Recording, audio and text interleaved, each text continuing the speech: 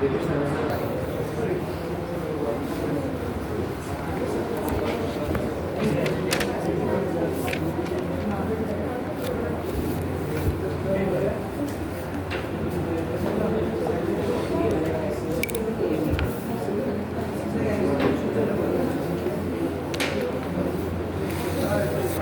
the rush? Everybody is so busy today. What happened?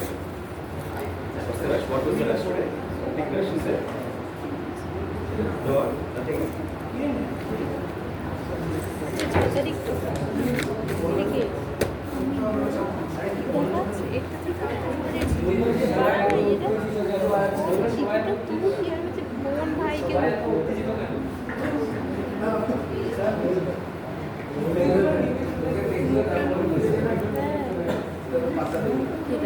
ওর বাচ্চাবেলার ছবি সবাই এক পয়সা বুঝতে প্রচুর সময় লাগে কিসে দুটোতে আর বোধহয় ব্লুটুথ কানেক্টই হয় না তোর সাথে একমাত্র কানেক্ট 4 ঘন্টা লেগেছিল ওই দিন ভিডিওটা আমার আসতে তবু 40 হলো পিকচারে হলো হ্যাঁ হচ্ছে ব্যাক করিস না ব্যাক করবো কেন পাগল নাকি কালকে বারবার ব্যাক করবো video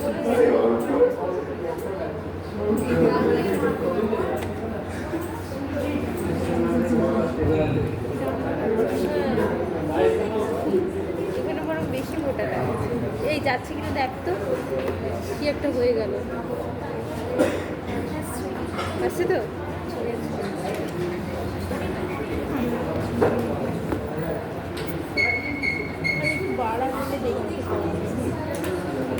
Everybody studied everything that's so far covered? Everybody studied everything up? Yes sir. Parents feel shy. Yes sir, no? Everybody studied or not? Why is studying? No, sir. What?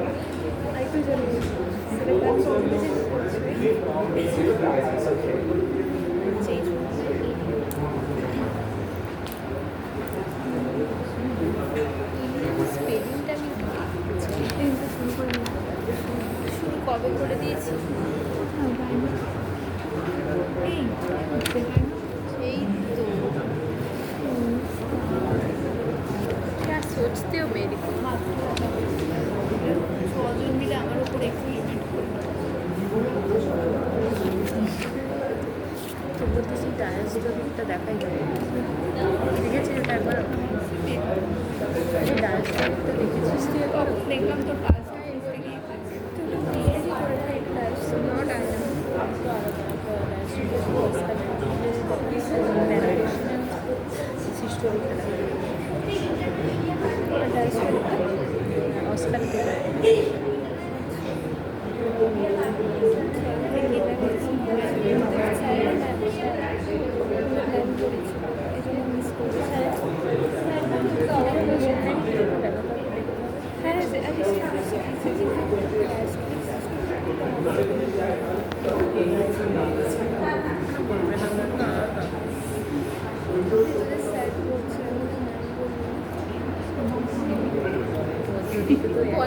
Oscar মানুষ দুটো আলাদা মানুষ আলাদা আলাদা সব কথা মনে থাকে মানুষ আলাদা কি প্রেসের মতো কত কি আলাদা হয়ে যায় প্রেশার হ্যাঁ সেম বল হাই আমি তখন ধরে পারস মারছি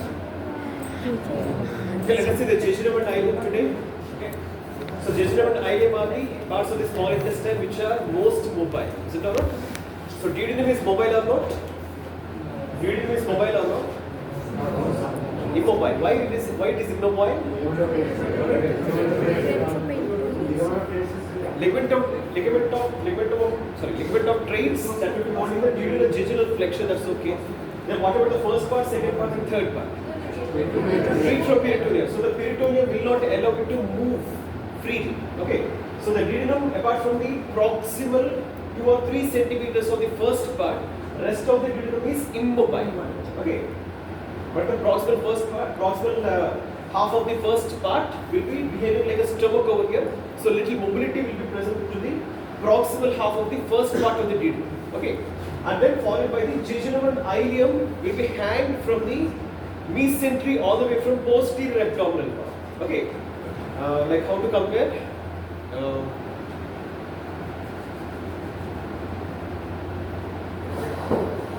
don't think it as a wrong, but imagine,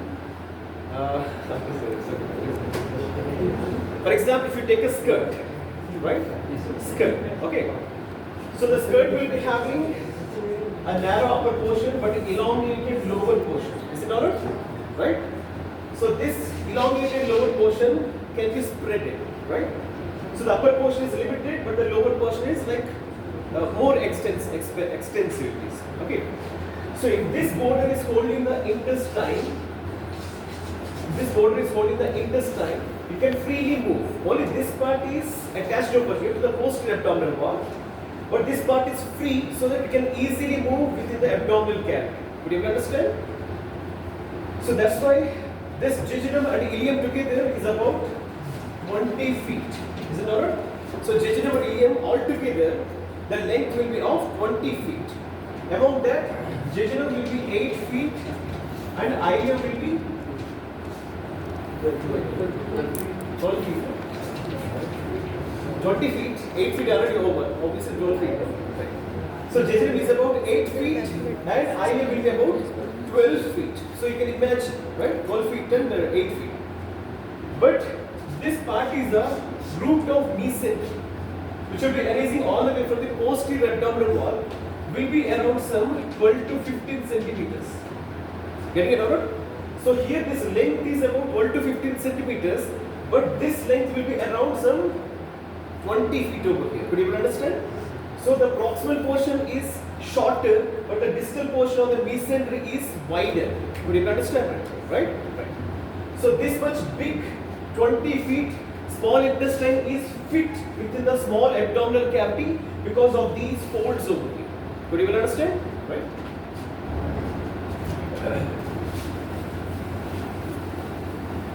So where is the situation of jejunum and ileum? Where is the situation of jejunum and ileum? Jejunum is mainly situated in the of course left side, but mainly in the umbilical region over here. Of course, everywhere it will be included over here, but mainly in the umbilical region. So if a patient is complaining of pain at the umbilical region particularly, what you will suspect? Jejunum. So jejunal pathology, whether there is an infection or whatever it might be, it is most probably related with the jejunum over here, deeply, not superficial, not over the skin. Okay, deeply, if there is a pain in the umbilical region, you have to suspect some infection or any inflammation of the jejunum over here. Okay, and then followed by the ileum. Ileum will be below. Okay, that will be occupying the pelvic cavity over here. Nothing but the hypogastric region and left iliac fossa and right iliac fossa. This entirely is occupied by the ileum over here. Okay, so jejunum above in the umbilical region, below will be the ileum over here. Okay, ileum will be entering into a sac that is nothing but cecum, and then followed by ascending colon and transverse colon over here, and descending colon and sigmoid colon, rectum and anal canal. Okay. So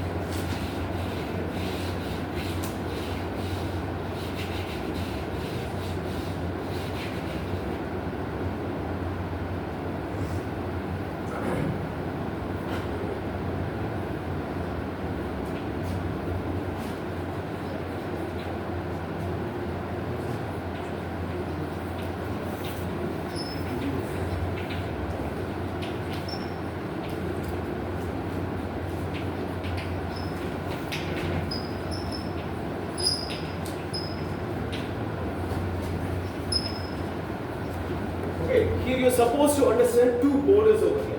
For example, this is the root of the mesentery, which is holding the either jejunum or ileum within the abdominal cavity. Okay. So this is the root of the mesentery, which will be having two layers. Is it or not? Root of the mesentery is having two layers, which will be going in this manner and holds the intestine in this manner. Could you understand? Two layers, upper layer and lower layer, or right layer or left layer. So that will be going in front and will be holding the intestine in this manner. Got it? Right? So wherever these two layers are getting separated, that area, wherever it is attaching to the small intestine, wherever the two layers are getting separated or deviated from each other, that border is termed as mesenteric border. Okay, based on this, you have to understand few pathologies over here. Okay, and then wherever it is encircling, that means exactly opposite to the border over here. So that is termed as the anti-mesenteric border. Okay, so if any diverticulums occur over here, that is, for example, Meckel's diverticulum. Meckel's diverticulum. Meckel's diverticulum will be arising not from the mesenteric border, but from the anti-mesenteric border. So this part will be giving rise to Meckel's diverticulum in case of ileum. We will discuss that later. Okay. So this is the mesenteric border and this is the anti-mesenteric border. Understood our right? So, what is the difference between jejunum and the ileum? Based on the walls and the blood vessels, we have already discussed. What is it? Walls are thicker in case of jejunum and thinner in case of ileum. Why? Okay, more absorption. More absorption. More vascularity, it's okay, fine. Jejunum and ileum. This contains more mucosal folds. These mucosal folds which are present in the duodenum and of course the entire GAT, they are permanent or temporary? They are permanent or temporary?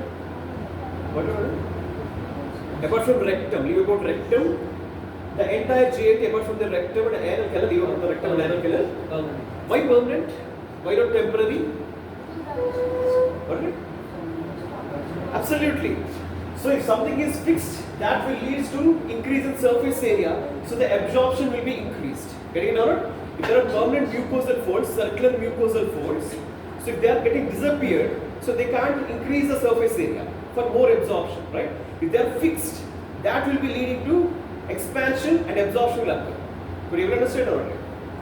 Understood or not this concept, right? So more mucosal folds are present in the jejunum and which are tightly packed with each other. So more surface area for absorption. Getting it out? Right? So that's why the jejunum wall will become thick. Getting it out? Okay. The thickness of the jejunum, the thickness of the jejunum is more because of the mucosal folds, more mucosal folds and which are tightly packed with each other. But ileum, what will happen? Smaller mucosal folds. That means the length of these mucosal folds are a bit higher. For example, 3 centimeters of length of mucosal folds. Here will be around some 1 centimeter or 0.5 centimeters length of it. Smaller mucosal folds which are very distant from each other. Smaller mucosal folds. For example, these are the lengths of the mucosal folds of the jejunum and ileum will be this much, only half. Half or even less than half. Okay. And these are widely separated from each other. Okay. Even though they are increasing the surface area, but compared to this, the surface area will be less over here because less number of mucosal folds and shorter mucosal folds. Understanding or not? Right? Understanding or not? So smaller, the length will be this much. For example, this is the one mucosal fold. These are tightly, almost tightly packed with each other, the mucosal folds. But the mucosal folds here are smaller and widely arranged from each other, widely separated from each other. So less surface area and thickness will also be less over here. Getting it out?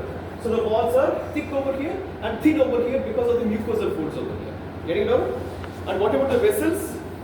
The entire midgut is supplied by superior mesenteric artery. What are the branches which supplies the jejunum and ileum? Jejunum and ileum?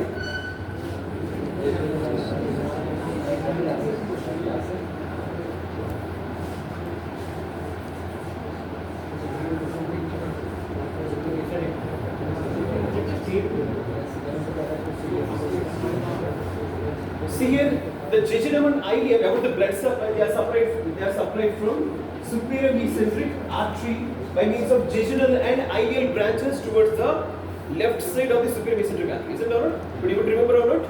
Right? So these branches will be forming the arcades. Arcades within the which area? Not in the wall of the intestine over here. These arcades will be formed within the mesentery over here. Can we know? In this manner.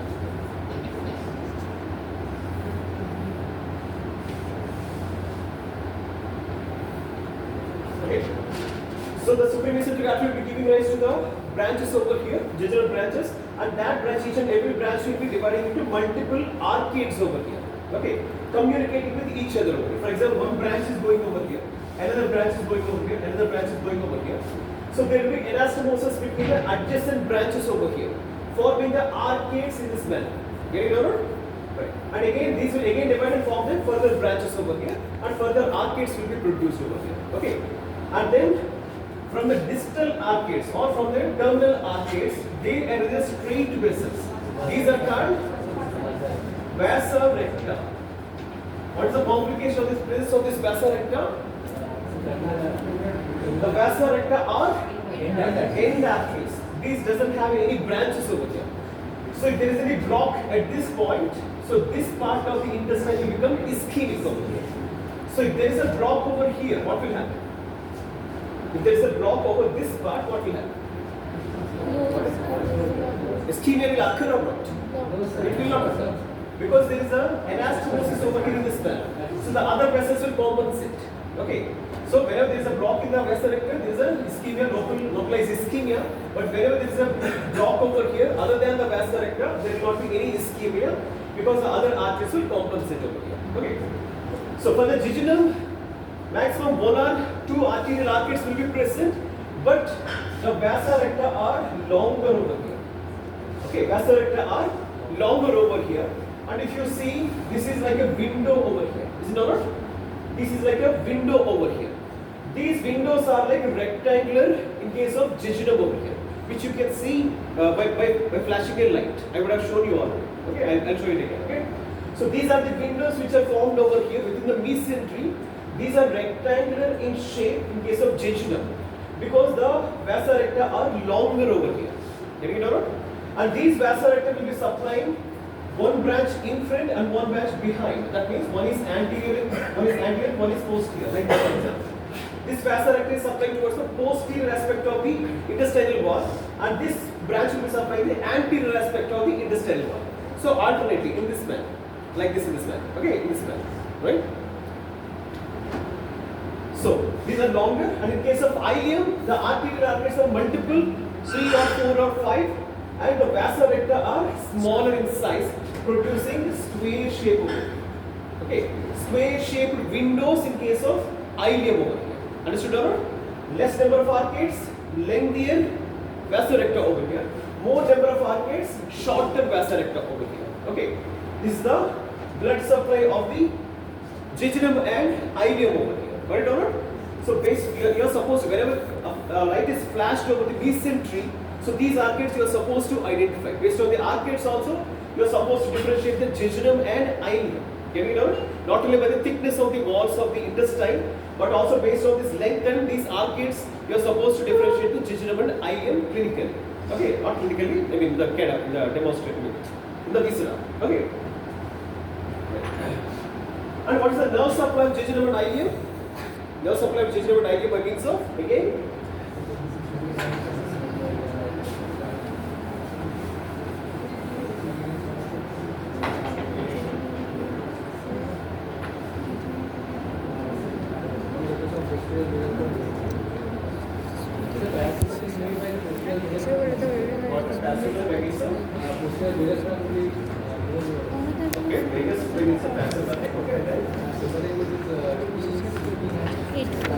একটা বেচ এটি তো অনেক বড়, এটি তো অনেক বড়, ও বলছিল।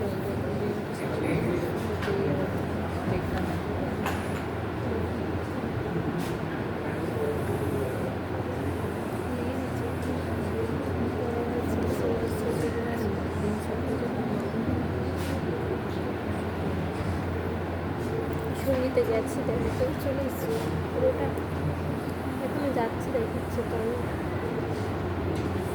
চলে এসেছে।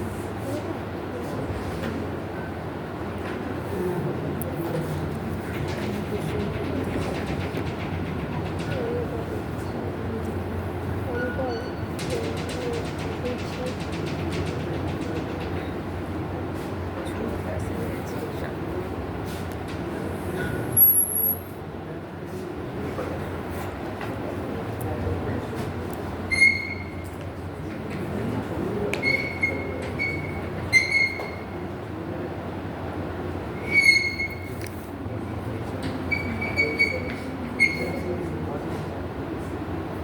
লোকেশন সব অন করতে পারবো।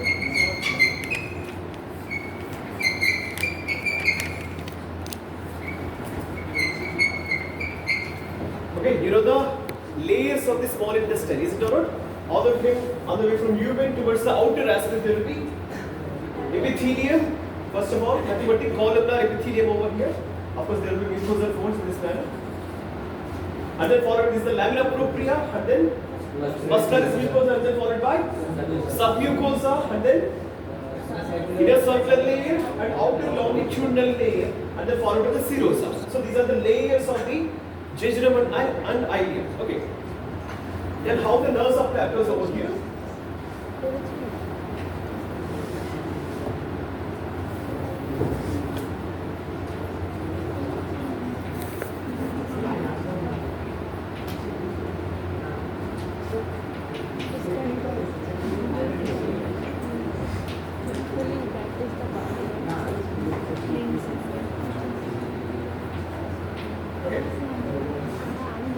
So the intestine, nothing but the jejunum and ileum are supplied by both sympathetic and parasympathetic nervous systems. You know the differences.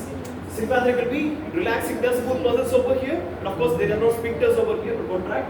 And parasympathetic will be for the secretion of the glands over here, crypts of tubercle, and in case of what is this? Duodenum, there will be Brunner's glands, both will be secreting the mucus and everything, that's a different thing. And then followed by contraction of the musculature over here. Which muscles will be contracted for the peristaltic activity in case of GIT? Muscularis mucosae or the muscularis externa? Why not muscularis mucosa? Mucosae? What is it? Secretion, very good. So the thing is, the muscularis mucosa is concerned only for the mucosa over here. What you said is absolutely right. Okay. So this muscularis mucosa will be contracting the mucosa to release the secretions over here. Okay. It is not concerned with the entire movement of the wall or peristalsis. Okay. So the muscularis externa will be producing the peristaltic way. That means contraction relaxation. Contraction relaxation of the entire small intestine over here. Okay. So for this muscularis externa, we need sympathetic and parasympathetic nervous systems. Okay, of course, this muscularis mucosa also need, but for the mucosa, that's a different thing. Okay, parasympathetic by means of vagus nerve. Okay, sympathetic nervous nervous system will be carrying the pain sensation all the way from the intestine and the jejunum and ileum through superior mesenteric plexus, and then followed by splanchnic nerves, and then followed by T9 to T11 segments of the spinal cord over here. Getting it out? T9 to T11 segments of the spinal cord over here. So if there is a pain occurring from the jejunum and ileum, which dermatomes will be getting the referred pain over here? Around umbilicus, exactly. So T10 will be umbilicus over here. T10 is umbilicus. Above that will be the T9 and below will be the T11. Right? 9, 10 and 11. So around the umbilicus, you will get the pain if there is any pathology within the jejunum and ileum over here. Getting it out? Right? So there is two nervous systems in case of GIT over here, all the way from the intestines over here. One is the extrinsic and one is obviously intrinsic over here. Intrinsic nervous system over here. Okay. This extrinsic nervous system contains both sympathetic and parasympathetic nervous systems. Okay, all the way from these segments and from the vagus nerve, all the way from vagus nerve will be arising from what is it? What is the word? What? Yeah, it's okay. Where does it arise? It's okay. The vagus nerve will be arising from the brain stem. Okay, for now just remember like that. Okay, from the brain stem. Okay, vagus nerve. Okay. Okay. So there will be plexus of nerves in between the circular muscles and the longitudinal muscles, which are called the myotic plexus of nerves. Myotic plexus of nerves will be containing both sympathetic and parasympathetic nervous systems over here. Try to understand this. From outer aspect of the intestine over here, all the way from the spinal cord, there will be sympathetic nervous system going into the intestine over here, and vagus will be going into the intestine over here. This is outside the intestine, all the way from central nervous system. Okay, but within the wall of the intestine, there are another two nervous systems over here. One is the sympathetic, one is the parasympathetic nervous system. Within the wall over here, in between the circular and longitudinal muscle layers of the muscularis externa over here. Okay, these are different nerve plexus apart from these plexus over here, these nerves over here. These plexus will be having both sympathetic and parasympathetic nervous systems. Why so? Why it should contain both sympathetic and parasympathetic? Why? Why these must be having sympathetic and parasympathetic both? Why not only one? For contraction and relaxation. Absolutely. For what? It's okay. One system will be, vagus nerve will be contracting the smooth muscles over here, and sympathetic nervous system will be relaxing them. Okay, so opposite actions. So that is nothing but the peristalsis, is it not? The contraction and relaxation. Contraction, relaxation is the peristalsis. Is it not? Right? So for the contraction purpose, vagus nerve must be there over here, nothing but the parasympathetic nervous system, and for relaxation purpose, sympathetic nervous system will be there over here. Okay. So this will be, so these plexus will be activated by both sympathetic and parasympathetic nervous systems based on the need, either contraction or relaxation. And one more nerve plexus which are situated in the submucosa. This plexus is Meissner's plexus. These are made up of sympathetic and parasympathetic or anything else. Exactly. So the Meissner's plexus are made up of sympathetic or parasympathetic or both. What do you think? No, it is made up of only parasympathetic nervous system. Okay, why it is only made up of parasympathetic nervous system? Because this acts as a receptor, okay, or sensory aspect of the parasympathetic nervous system. Sensory aspect will be contained by both sympathetic and parasympathetic nervous systems, but different sensations. Pain will be carried by sympathetic, but rest of the other things, for example, there is a distension of the intestine. That distension, the stretch of the muscle, the stretch of the wall will be carried by parasympathetic nervous system. Pain by means of sympathetic, stretch by means of parasympathetic nervous system over here. Got it out, everybody? Okay. For example, when there is a distension of the intestine, for example, there is an intestinal obstruction over here. What will happen? So there will be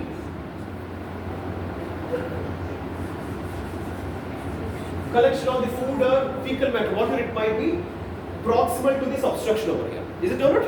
Right? So there is a distension because of the food or fecal matter. So that distension will produce pain and of course the stretching as well. Is it not? Whenever the intestinal lumen is stretched beyond its limit, obviously the pain will be produced. The pain will be carried by means of sympathetic nervous system, and the stretch will be carried by means of parasympathetic nervous system.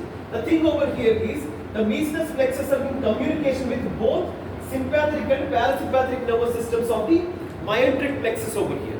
Getting it alright?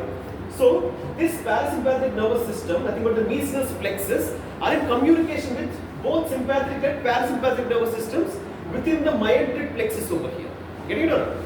So whenever a stretch is produced over here, so which system must be activated? Whenever a stretch is produced over here, so this obstruction must be relieved over here. So contraction must occur to propel out this obstruction over here. So which system must be activated within the myotic plexus? Obviously parasympathetic. Okay. So parasympathetic nervous system will be activated, and that will be contracting the muscles over here. So that will be contracting the muscle over here, nothing but the muscularis externa, and this will be propelled further over here. Understood or not? Right? Because of this stretch, the parasympathetic nervous system is activated. That will be in turn activating the parasympathetic nervous system within the myotic plexus over here. That will be contracting the muscularis externa, so that it will be propelled further forward. Got it or not? Right. So, whenever it is propelling, the muscles are contracted over here, right? After the movement of this bolus of the food or whatever it might be, this must be relaxed. Is it or not? This must be relaxed. Otherwise the pain will be produced, which is called as colic pain. So, whenever because of the contraction, excessive contraction of the wall of the intestine, that produces the pain called the colic pain. This colic pain can be seen in ureters also. Okay, we will be discussing that later. Okay. So whenever the muscle contraction occurs, so this has evacuated over here. Now it must be relaxed over here. Okay. So again, this nerves will be activated. That will be in turn activating the sympathetic nervous system. That will be relaxing the muscles over here. So relaxation of the intestine will occur. Could you understand? Right. So whenever it is distended, this must be evacuated so that the parasympathetic nervous system is getting activated over here. But whenever it has evacuated outside, then it must be relaxed. So the sympathetic nervous system over here will be activated through these plexus over here. Getting it or not? Right? The same thing with the extrinsic. Whenever there is a need of contraction of the intestine, the parasympathetic nervous system will get activated, and these will stimulate this, and again the contraction of the intestinal contraction of the smooth muscles will occur over here. And again, sympathetic nervous system, whenever it is acting on this muscularis externa, obviously relaxation of the intestine will occur over here. Got it? So this is from the outer aspect and this is from the inner aspect. Why it is so? Whenever, for example, you did a truncal vagotomy in case of gastric ulcer. So this part of the vagus nerve will be cut. Getting it out? For example, there is an operation called the truncal vagotomy to relieve the acid secretion. So what will happen? The stomach will become atonic. And of course, this is the intestine over here. So we'll be doing the gastrojejunostomy or gastroduodenostomy, right? Because stomach can't evacuate the contents through the pyloric sphincter. So that's why we are bypassing the pyloric sphincter over here. Okay. But the intestines must be carrying the food, and further it will be converted into the fecal matter, and that must be evacuated outside after absorbing the nutrition and everything, right? So for that purpose, the intestine must be having the peristaltic movement so that food or fecal matter will be propelled further, right? So whenever there is no vagal trunk over here, so who will give the peristalsis over here? Because sympathetic nervous system will be relaxing the intestines over here. No peristalsis will occur, right? So that's why this system will be activated. Intrinsic nervous system. Both of these, the myenteric and mesenteric plexus will be forming the intrinsic nervous system. So whenever there is a truncal vagotomy, no vagus nervous system, activation over here. So whenever the food enters in case of gastrojejunostomy, the food will be like a load over here, over the walls of the intestine. So that leads to the stretch. That stretch will activate these mesenteric plexus. Those mesenteric plexus in turn will activate myenteric plexus over here. So the peristalsis will be occurring over here, even though in the absence of the vagus nerve over here. Understood or not, everybody? Understood or not? Right? So even in the absence of vagus nerve, activation of this parasympathetic nervous system, because of the stretch, this in turn will activate this one, and these muscles will be contracted over here. So peristalsis will be produced over here. But sympathetic nervous system is intact. That in turn will act as a relaxing activity over here. Understood or not, everybody? Right? So even in the absence, this acts because of the stretch over here. Got it? So this is the intrinsic nervous system. This is the extrinsic nervous system. Okay.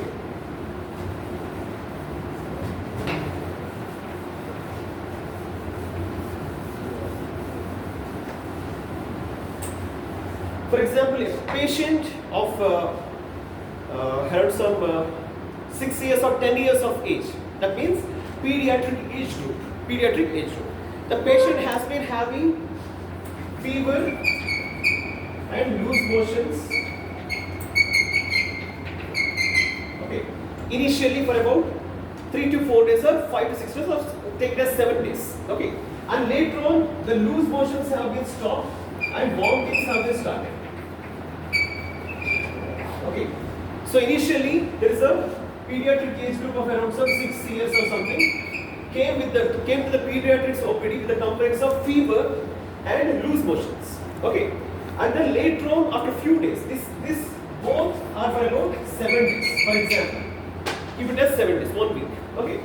And then followed by the loose motions have been stopped and then vomitings have been started over here. Okay, and the patient is not passing any stools, nothing but the fecal matter. So what do you think of over here, if you have any guess? First one can be? No, don't go over there, right? Think about normal conditions.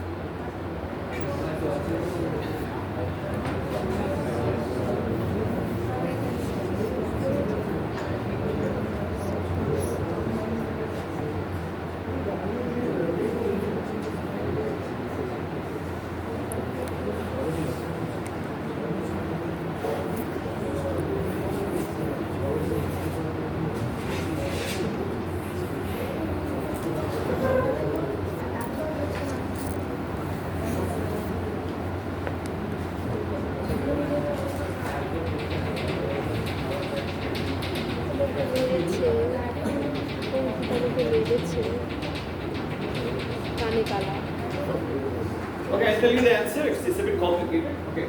First of all, the patient is pediatric age group. In case of pediatric age group, the vomitings and loose motions mainly occurs because of the viral infection.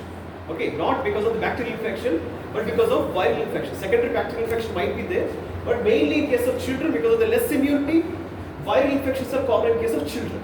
Okay. So the virus, whenever it has entered into the intestines over here, obviously our body, the kid's body will be fighting against the pathogen over here, nothing but the virus. So fever will be produced automatically, right? And then followed by loose motions because of the viral irritation to the gut mucosa. Okay. So loose motions. Okay. So far we have been very much clear. So where it is, the virus has entered into the small intestine, jejunum, and then followed by the ileum, till the terminal ileum over here. So at the terminal ileum, in case of children, there will be Peyer's patches, abundant with Peyer's patches. What is that? Peyer's patches. What is meant by Peyer's patch? What is that? Okay. What it means actually? Because the still lymphatic tissue, it's okay. What is that? Peyer's patch means what? There is a lymphatic.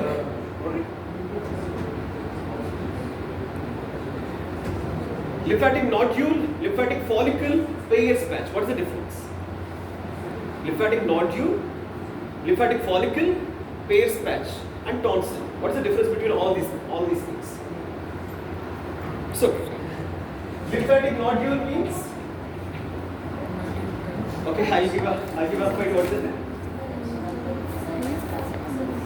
Okay, anywhere it will be present, right? Okay, lymphatic nodule means there will be a central. What is that? Central? The light, the pale area. What is it called? Germinal center. Very good. So there will be a germinal center in the center with the lymphocytes around it. That's called lymphatic nodule. Multiple lymphatic nodules collect together. That is called a follicle. Multiple follicles, if you collect, that is the Peyer's patch or tonsils. Understood, Arun? So if this is one, that is called the nodule. If these are multiple, those are called the follicles. If multiple follicles together, that is called the either Peyer's patch or the tonsil. Okay, basic thing you are supposed to know. It's okay. So Peyer's patch means aggregation of multiple lymphatic follicles over here. Okay, so these lymphatic follicles, because of the presence of the Peyer's patches abundantly in case of terminal ileum, the mucosa of the terminal ileum will be elevated in this manner. Could you understand? Could you understand or not? Right? So these Peyer's patches are comparatively less in case of adults. Whenever the person is going through the old age, these Peyer's patches should be very much minimal over here. Try to understand this. Peyer's patches are more predominantly seen in case of children and moderate in case of adults and very much less in case of old age. Okay. These Peyer's patches are abundantly present in terminal ileum, about 10 to 15 centimeters of the terminal ileum over here. Okay. So what I said? The virus has entered all the way from jejunum into the ileum over here. It will be reaching the terminal part of the ileum, obviously, right? So here the Peyer's patches are fighting over here. So obviously what will happen? More lymphocytes will be going over here into the wall to fight against the virus, right? So there will be a elevation because of the inflammation and everything. So if you could able to see over here, this wall has become more thicker compared to earlier. Okay, this wall has become more thicker. Whenever it has become more thicker, it will be entering into the cecum over here. Could you understand? So where it has become more thicker because of the intestinal mobility, this will be having more weight. So this can easily, now this acts as a solid organ over here, that can easily enter into the softest organ, nothing but the cecum over here. So this movement, nothing but, for example, this is the cecum. Now the small intestine has entered into the cecum over here. Okay. So this thing is nothing but the intussusception. Intussusception means one intestine will be entering into the either in the same intestine by folding over here or into the other intestine over here. Getting it or not? For example, this is one intestinal wall over here. Okay, and my fingers are one more same continuity of the same intestine over here. Okay, so my fingers and this glove are in the same level continuity over here. Okay, whenever the intestine, because of the weight or whatever it might be, folds into the same lumen over here, this is called intussusception. So it is folding exactly at this level. Getting it over? So the same intestine, earlier it is in this manner, now it has entered into its own lumen or into the lumen of the other intestine. Getting it over? So this action is nothing but the intussusception. So what is the complication of intussusception over here? The intestine is getting folded over here, so what will happen? What is it? Give over the food. What will happen to the intestinal wall over here? Whenever intestinal wall is turning in this manner, exactly what is it? Obstruction will occur. Is it not? The layers will be piled up with one another, so there will be intestinal obstruction. So the patient has stopped the vomiting, stop the loose motions over here, but started the vomitings over here. Why? Because whatever the food or fecal matter entered over here, the pressure will be reversed back. That will be delivered out as vomitings over here. Get it? Because of the intussusception, the vomitings has started now.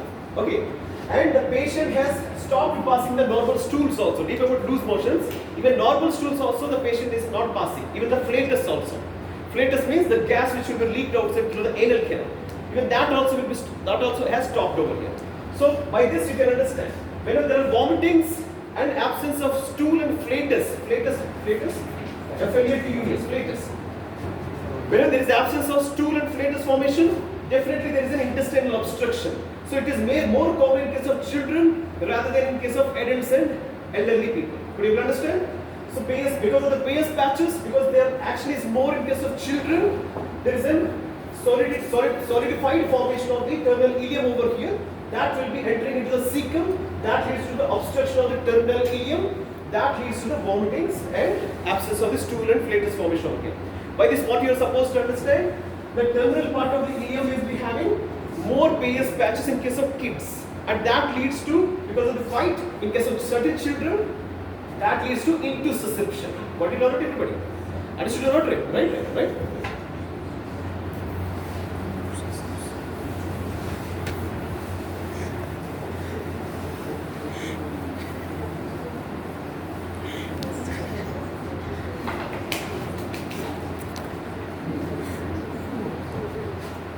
কাজে বেশি ভালো বুঝলাম।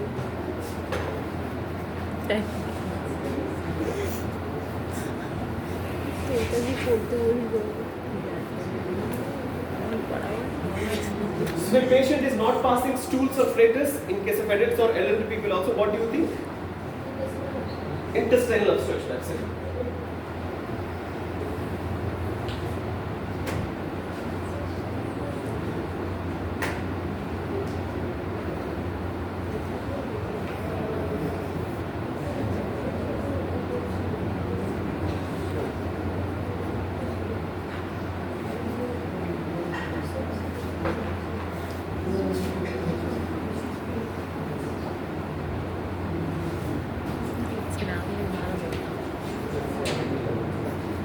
What is Meckel's diverticulum?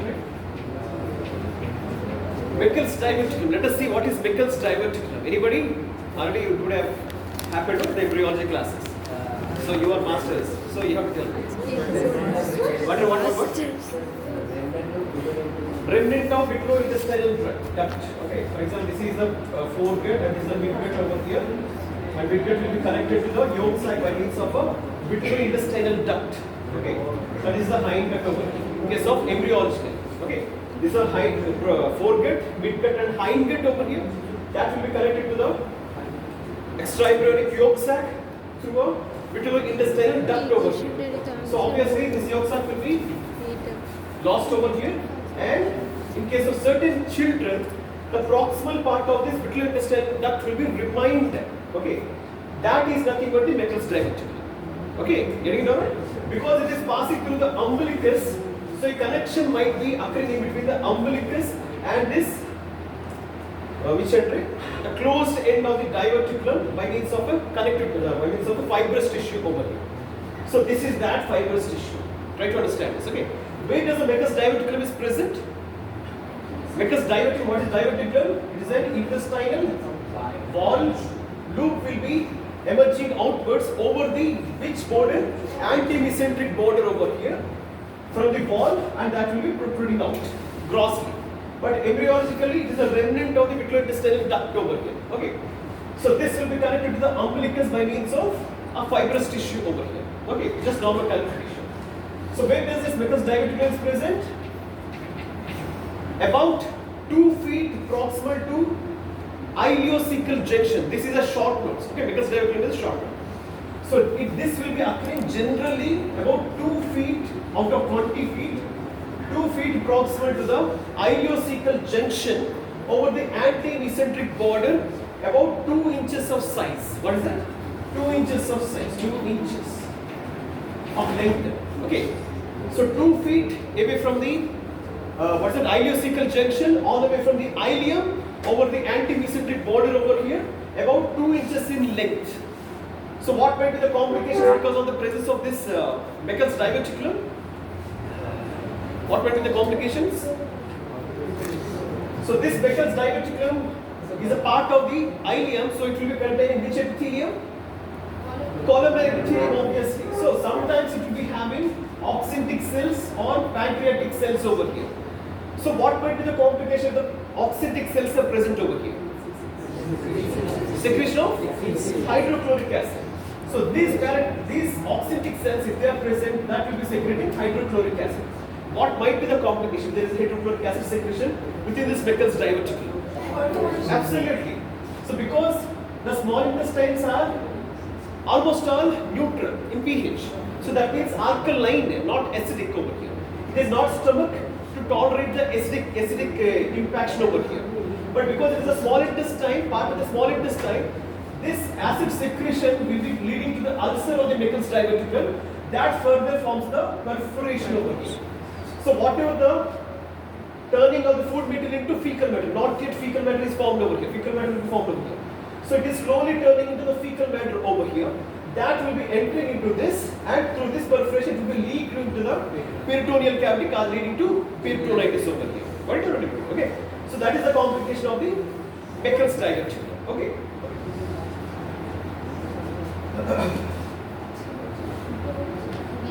So if there is a communication between the Meckel's diverticulum and the umbilicus by means of this fibrous tissue, you can see that this intestine can revolve or rotate around this fibrous tissue, leading to this fibrous band over here for the intestines. If they are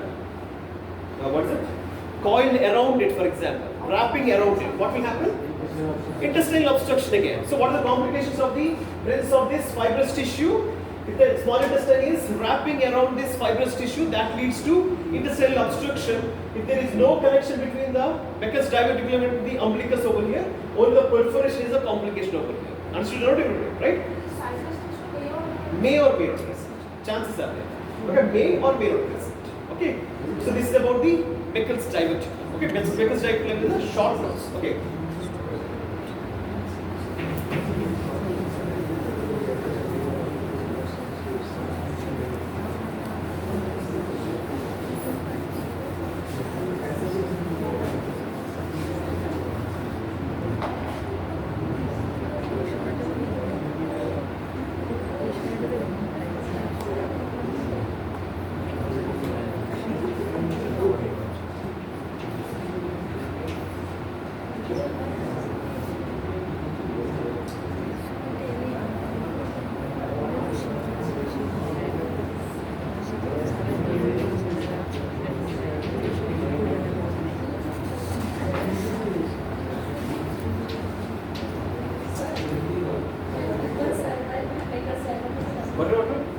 No complications occurs, they can survive. Complications occurs, then it will become an emergency. What? Sometimes present or sometimes may not be present. The Meckel's diverticulum is present. That's why I'm saying sometimes the oxytic cells might be present or may not be present. Chances are there. Pancreatic tissue might be present or may not be present. Meckel's diverticulum also may be present or may not be present. Getting it or not? Meckel's diverticulum is not present in every individual. It might be present or may not be present. So if it is present, it may get the oxytic cells or may not get. Chances are half of chances. Okay.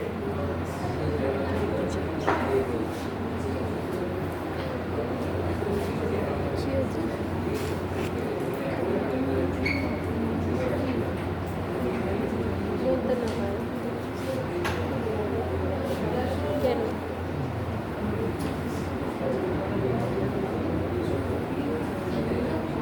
এই আমরা So let us see whatever you know already about the mesentery now. So the mesentery will be having, what are the things, right?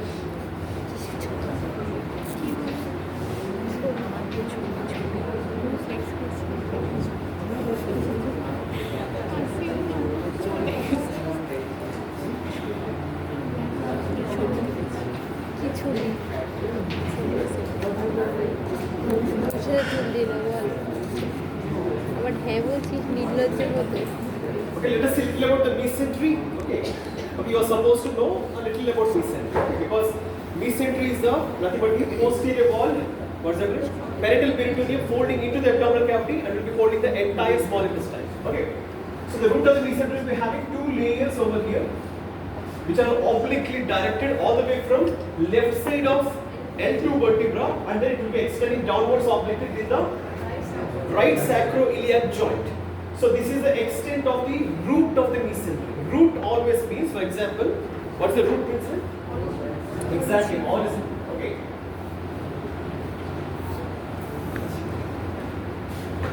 So this is the posterior abdominal wall. This is the pancreas. In front of the pancreas will be the transverse mesocolon, but this is the root of the transverse mesocolon. Okay. Even though it is arising from in front towards back, but this is considered as a root of the transverse mesocolon. And again, whenever it is turning in front, just below the pancreas, as a mesentery over here, holding all the intestines over here.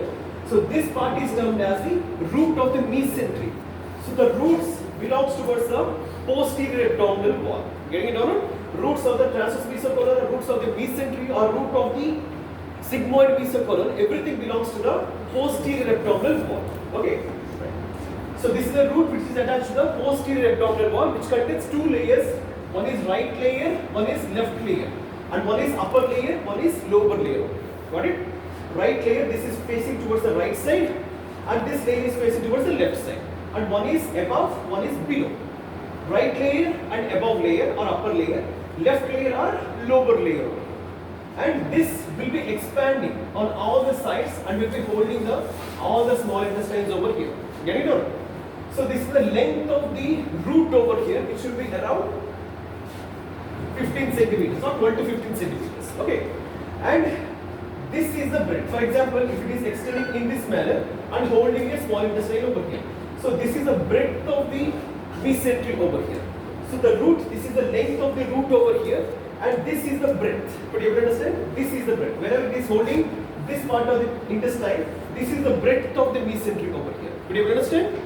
So this breadth, for example, if the root of the mesentery is in this manner, it is holding a small intestine over here and over here also. So this is one breadth and this is another breadth over here. It depends on the coils of the intestine over here. Okay.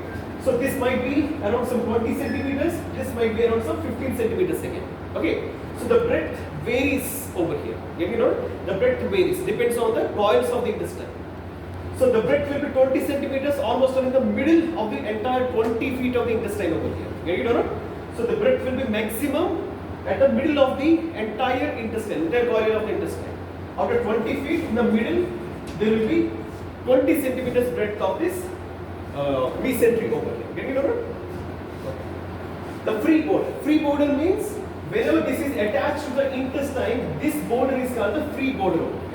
Here it is attached over here, but here it is encircling over here. It's not attaching over here. Try to understand this, okay? This root is attached to the posterior abdominal wall, and it is coming in front and you will be holding the intestine in this manner. It is not attached to the intestine. It is just holding it. So this is the free border over here, and this is the attached margin or attached border of the mesentery over here. Got it already? So this is just holding it over here. This is the free border, and here it is attached to the post-abdominal wall. That is the attached border over here, or root of the mesentery over here. Got it already, everybody? Understood? This basic difference you are supposed to understand. Okay. So in between the two layers, which structures will go? For the small intestine, that is the contents of the mesentery over here. What are the contents of the mesentery? What right? Okay. All the vessels, simply to say, the small intestine will be supplied with the superior mesenteric artery. So obviously, the branches of the superior mesenteric artery, and then followed by the veins will be superior mesenteric vein, tributaries will be there, and then followed by the nerves will be there. No, sympathetic and parasympathetic nerves. That means what I am supposed to say is, in between the two layers of the mesentery, there will be neurovascular bundle passing through in between the two layers. Getting it out? So if the root of the mesentery is going in this manner, in between these two layers, there will be vessels, nerves, lymphatics, and of course the veins and everything over here. Getting it out?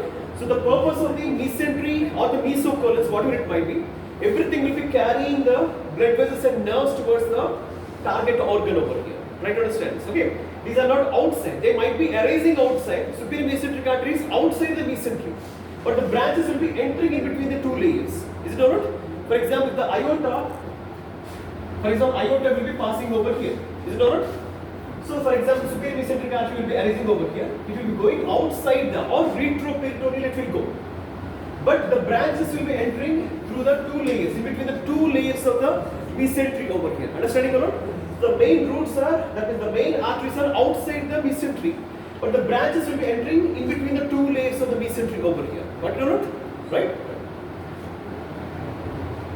So the vessels, nerves and lymphatics are the contents of the mesentery over here. Getting it or not, everybody? Right? Okay. For example, if there is any malignancy of the mesentery, mesentery is made up of? Mesentery is nothing but the parietal peritoneum. Parietal peritoneum is made up of serous layer. What is serous? What is serous mean?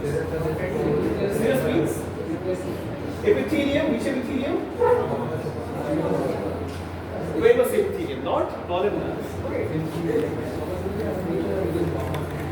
Squamous epithelium along with loose areolar connective tissue. Squamous epithelium along with the loose areolar connective tissue. This is the normal structure of the serosa, nothing but the either pleura or the peritoneum over here. Getting it or either pleura or peritoneum are made up of squamous epithelium along with the loose areolar connective tissue over here. Okay.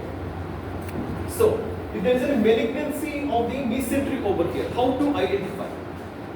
For example, in case of children, there will be pyloric stenosis, hypertrophy, obstructive pyloric stenosis. Okay, that means there will be hypertrophy of the circular muscle of the pyloric sphincter over here. Okay, that leads to a swelling which is formed in the upper abdomen, on the anterior abdominal wall. Could you understand? Hypertrophy means the size of the muscle cell will be increased, not the number, size. Hypertrophy is the size. Okay, in case of congenitally, the children will be having hypertrophied pyloric sphincter that will be protruded out at the epigastric region or the which region, right? Epigastric region only, no? Epigastric region only, stomach is present. Epigastric region. So that what we will suspect of? It is of pyloric stenosis. Because of the hypertrophy, the pyloric orifice will be narrow. That is called the stenosis. So the baby will be vomiting out. So you have to cut off the sphincter muscle and then you have to make a way from all the way from stomach towards the duodenum for further purpose. Okay. But in case of this malignancy of the mesentery over here, it also presents as the same swelling but a bit below. So how you will differentiate over here? How you will differentiate? So easy to differentiate. Pyloric stenosis, based on the symptoms you can understand, and based on the palpation also, it will be a mass, mobile mass over here. Okay, mobile mass in all the directions, whatever the direction. But in case of mesentery, this mass will not be moving freely towards the root or parallel to the root of the mesentery over here. For example, there is a patient came with the swelling over here in the center of the abdomen, okay, or towards the umbilical region, for example, okay. So the patient is complaining of no pain over here, but there is a swelling, but it is rapidly growing.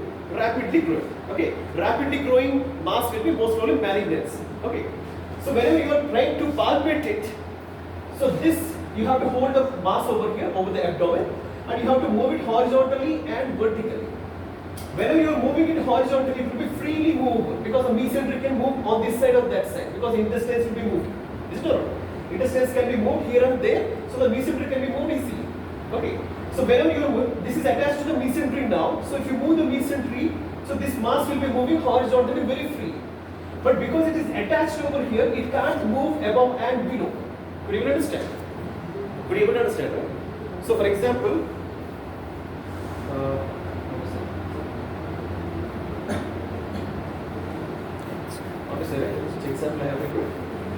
you understood the things over here?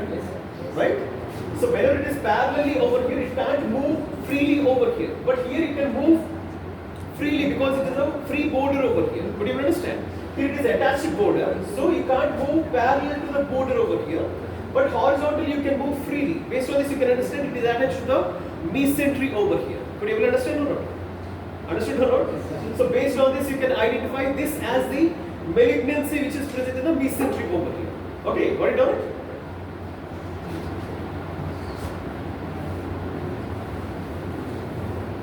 Okay.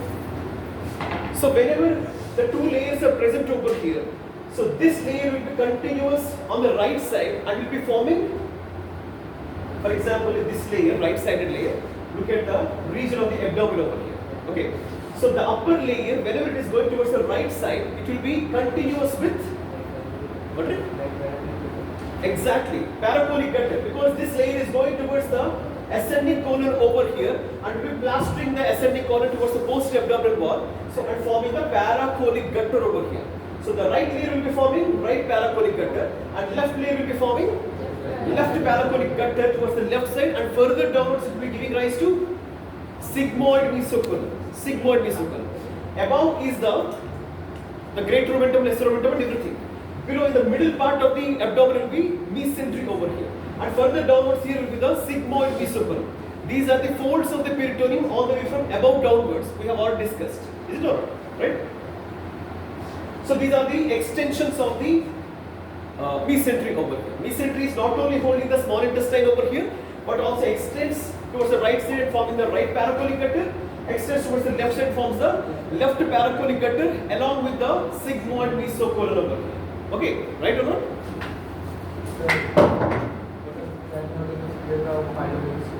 Pyloric system.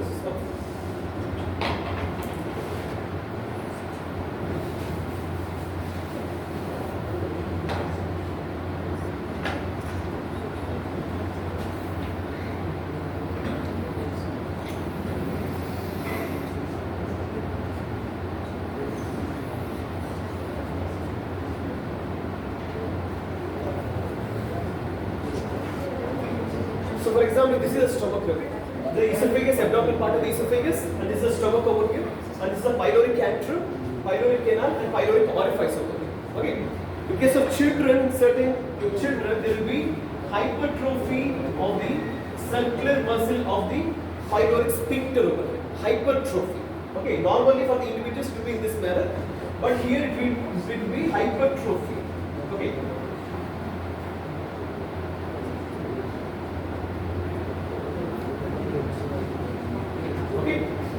See over here? Okay. So normally it will be thinner over here, the wall, sphincter wall will be thinner over here, but the wall is hypertrophied over here. The circular muscle fibers of the sphincter has enlarged. Okay. So this wall is becoming thicker over here. So the pyloric orifice over here is narrowed over here or obstructed completely. Okay. But the baby drinks the milk over here, and the milk will be collected over here and it will not be carried into the duodenum over here. Did you know? So there is an obstruction over here. So because of this hypertrophy, there will be an elevation or swelling over the epigastric region in case of children. Okay, roughly around some 2 months to 2 weeks to 2 months of age, people will be having this swelling over the anterior abdomen towards the upper aspect. Okay. So the patient, because the milk can't be passed through this orifice over here, so the milk will be collected over here. Later on, it will be vomited outside. Okay, because it is not going further, so it will be vomited outside. It will be emptied outside. Okay. So, for example, why there is a vomiting in case of intestinal obstruction or gastric obstruction over here? Any idea? In case of intestinal obstruction or pyloric stenosis over here, why there will be vomiting? What is it? Exactly, reverse peristalsis. Normally the peristalsis will be going all the way from proximal to distal direction. But whenever there is an obstruction over here, there will be reverse peristalsis occurs over here. Okay. So the peristaltic wave will be moving from distal to proximal direction. So the contents will be evacuated outside in case of intestinal obstruction and stomach obstruction also. Very good, right? Okay. So the patient will be vomiting out because of the reverse peristalsis over here. Okay. So for that sake, what is supposed to be done? This wall on the inner aspect must be removed to some extent and will be preserved the rest of the wall over here. So we are now making a way over here for the kid so that the milk will be evacuated into the duodenum over here. So why this occurs normally over here? Generally because of the neuromuscular incoordination. Normally pyloric stenosis in case of children because of the neuromuscular incoordination. What is the neuromuscular incoordination? For example, sympathetic nervous system will be what it is? Contraction or relaxation of sphincter. Sympathetic nervous system will be contracting the sphincter over here, and parasympathetic nervous system will be relaxing it. So whenever there is an incoordination with the muscle fibers over here, okay. For example, this nerve is not acting properly over the muscle fibers over here. There will be incoordination. So at that time, the pylorus will be in contracted state because of the incoordination. That is called the pyloric stenosis.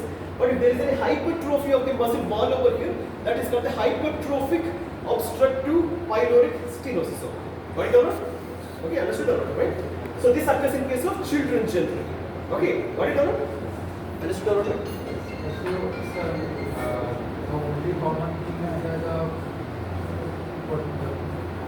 Swelling. Swelling over the anterabdominal. Yeah.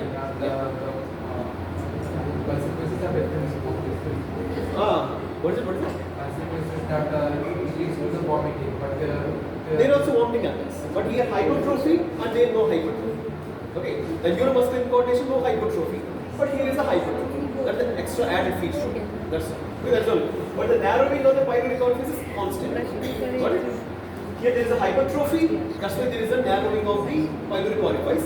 But there is neuromuscular incoordination. There is again contracted state. Okay, that is the neuromuscular incoordination, there will be contracted state, but because of the hypertrophy, there will be narrowing of the pyloric orifice. Two different entities. Symptoms will be same because there is an obstruction over here. Symptoms will be same. Okay.